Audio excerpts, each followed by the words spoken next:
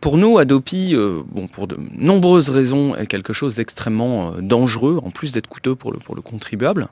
Mais surtout, Adopi s'inscrit dans une logique globale que l'on voit comme une logique visant à attaquer Internet, à tenter de contrôler Internet, et qui en tout cas est profondément attentatoire à nos libertés fondamentales.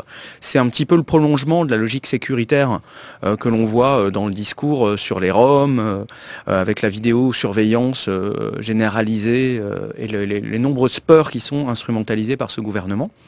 Et donc, dans la LOPSI, donc la gigantesque loi de sécurité intérieure, je ne sais plus si c'est la 8e ou la 12e loi en quelques années seulement, on a, en plus de tout un tas de dispositions d'opportunités, on a une disposition visant à instaurer le filtrage du net, le filtrage des contenus sur le net, au prétexte de la lutte contre la pédopornographie. Alors, on va revenir sur les détails, et notamment sur pourquoi prétendre lutter contre la pédopornographie en filtrant le net est une arnaque phénoménale, mais surtout, c'est une stratégie assez élémentaire, une espèce de pied dans la porte. On nous dit « Ah, c'est pour la pédopornographie, les petits enfants ». Donc c'est un sujet qui est très émotionnel, c'est hyper dur de débattre de façon dépassionnée là-dessus, sans se faire attaquer ou traiter de tous les noms. Et donc, on s'attend à ce qu'il n'y ait pas d'opposition et qu'on arrive à l'imposer pour la pédopornographie, pour ensuite, évidemment, l'étendre à d'autres domaines.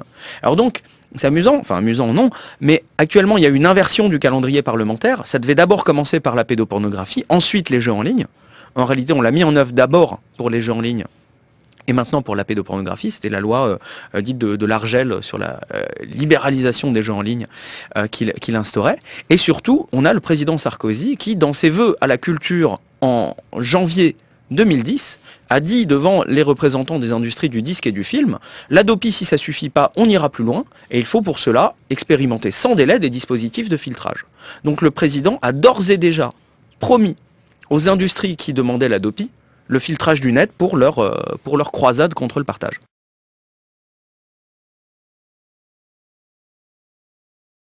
Il n'y a techniquement pas de différence entre ces procédés de filtrage du net et la censure pure et simple. C'est d'ailleurs ces mêmes dispositifs de filtrage qui sont mis en œuvre dans des grands pays amis démocratiques tels que la Chine,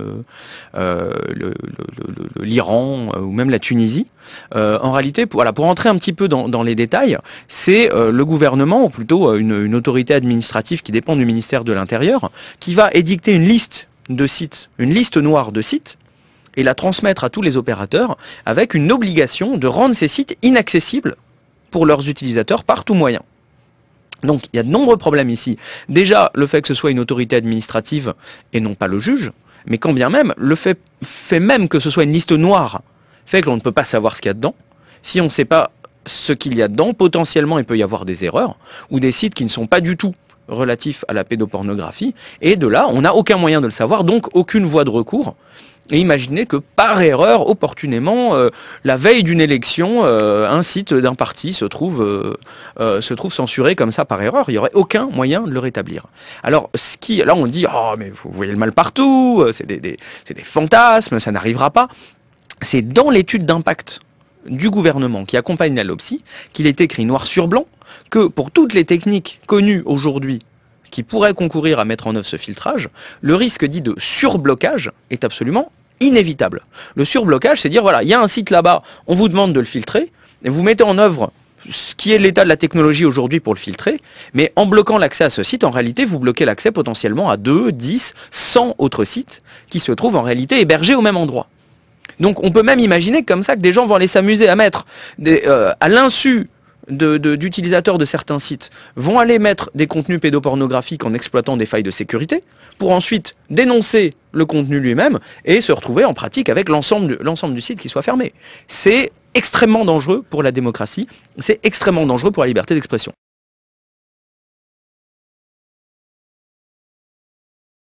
La France n'est heureusement pas encore la Chine, mais le simple fait de mettre en œuvre ces dispositifs de filtrage c'est la porte ouverte à des dérives, c'est la porte ouverte donc au surblocage et donc à des entraves à la liberté d'expression, et c'est la porte ouverte à ce que ce dispositif soit utilisé pour des prétextes de plus en plus larges, et pourquoi pas un jour aller jusqu'à l'expression politique. On ne peut pas savoir de quoi demain sera fait. Mais finalement, c'est terrifiant ce que vous dites. Oui. Parce qu'on se dit, oh là là, ça veut dire que alors que l'Internet c'était censé être un lieu d'échange. Mais bien sûr. C'est comme ça que ça a été conçu au départ. Bah, Internet, par définition, c'est un espace universel dans lequel chacun peut accéder et publier tous les contenus, services et applications de son choix. C'est cette règle très simple qui fait qu'on est tous égaux sur le réseau et qu'on a tous capacité à accéder à tout et à tout produire, qui est à l'origine de l'innovation que l'on connaît sur Internet, où deux gus dans un garage vont faire le prochain Twitter, le prochain Wikipédia, le prochain ceci, le prochain cela. Et c'est également qui fait que Internet est l'outil aujourd'hui essentiel de la liberté d'expression, par l'importance prise pour l'expression des idées et des opinions et la participation démocratique. Et ça, c'est même le Conseil constitutionnel en France qui l'a dit lors de sa décision qui censurait la loi Hadopi 1. C'est bien par cette universalité de l'Internet qui fait qu'on a tous accès à un seul et même Internet. Et donc de là, qu'est-ce qui se passe? En Chine, selon cette définition, en Chine, ils n'ont pas accès à Internet. Ils ont accès à Chine-Internet, qui est les petits bouts d'Internet, les gros bouts d'Internet que le gouvernement veut bien leur laisser accéder. Donc si on commence à généraliser ces pratiques, ça veut dire qu'un Chine-Internet va se retrouver un petit peu interconnecté avec un France-Ternet, lui-même un peu interconnecté avec un Iran-Ternet, etc., etc. Et donc on va perdre cette propriété universelle et globalisée de ce qu'est l'Internet aujourd'hui, et se retrouver avec autant de petits Minitel nationaux vaguement interconnectés les uns avec les autres. Ce que ça veut dire aussi, c'est que si on tolère qu'en France, le gouvernement puisse ordonner la censure de certains sites comme ça, ben, pourquoi on ne pourrait pas tolérer que l'Iran le fasse face à ses opposants politiques?